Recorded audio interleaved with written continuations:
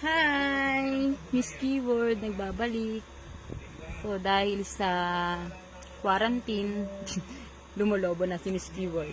Anyway, saka ko na po i-discuss yung mga pinipm po sa akin na request nila is about rape.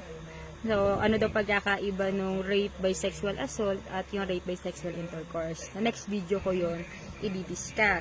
So, now po, ang napili ko is ipaliwanag po yung mga paragraph na tinutukoy po sa Article 4, Paragraph 1. Kasi according po sa Article 4, Book 1 ng Revised Penal Code, nandito yung criminal liability. At ang paragraph 1 niya, ito yung nakasaad. By any person committing a felony or delicto, although the wrongful act, ibig sabihin yung mali mong ginawa, ay iba doon sa intent mong gawin. So, ano yung tinutukoy sa Article 4 Criminal Liability Paragraph 1? Isa-isayin natin dito yung tinutukoy na error in personae, aberratio ictus, at yung praeter intentionem. So, pag sinabi kasi nating error in personae, there is a mistake in the identity of the victim. Halimbawa, ikaw, bilang Mia, gusto mong pumunta sa bahay ni Laila para intent mong saktan si Laila. Pero dahil madilim, ang napagkamalan mong si Laila ay si Nana pala, na nung sinapak mo na, dahil akala mo si Laila si Nana, nagkataon na si Nana yung nasaktan, nag-cause ka ng injury kay Nana. So, yun yung ibig sabihin natin, mistake in the identity of the victim. Iba yung nasaktan mo kasi nagkamali ka ng identity dun sa taong sasaktan mo. Ano pa? Gusto mong halikan si Alucard. Nakatalikod kasi.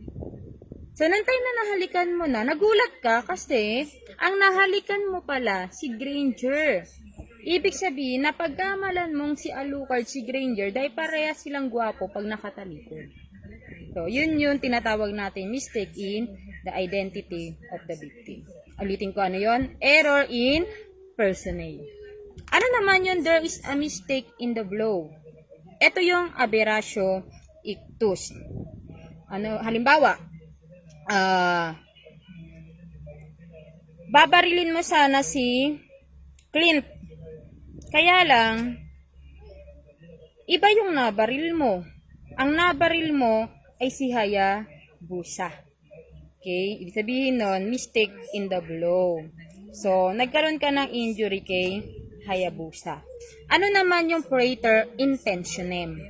Ito naman, yung injury na resulta ng ginawa mo ay mas malaki, greater than the intended. Ibig sabihin, the injurious result is the greater than the intended. Yung plano mo, o yung intent mong saktan ng isang tao, mas mabigat yun nangyari sa kanya dahil sa ginawa mo. Halimbawa, wala ka namang intent na patayin si Estes. Ang gusto mo lang, batukan.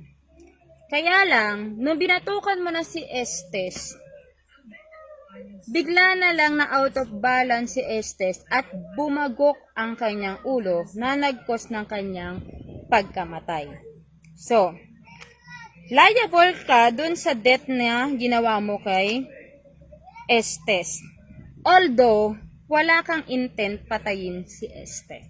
Anong tawag doon? Praeter intentionem. And tandaan nyo po, ha? And any person, according to Article 4, committing a felony is still criminal liable. Kahit na ano ang iyong nagawa doon sa tatlong pinaliwanag ko. Ulitin ko ano yung tatlong pinaliwanag ko. Nandiyan ang error in personae. Ibig sabihin, yung identity ng victim, nagkaroon ka ng mistake. Ano pa? Aberratio ictus, mistake in the blow.